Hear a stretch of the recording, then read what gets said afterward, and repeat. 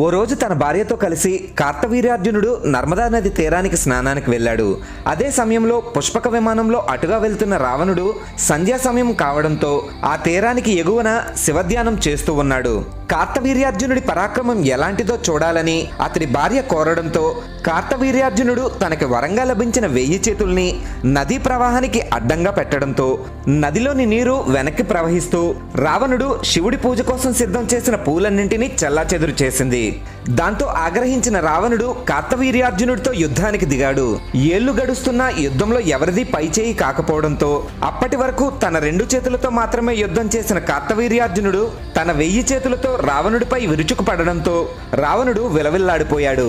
పంచభూతాలనే తన అదుపులో పెట్టుకున్న రావణుణ్ణి కార్తవీర్యార్జునుడు బంధించడంతో రావణుడి తాత పులస్య బ్రహ్మ రావణుణ్ణి విడిచిపెట్టమని ప్రాధేయపడ్డంతో కార్తవీర్యార్జునుడు శాంతించి రావణుణ్ణి విడిచిపెట్టాడు.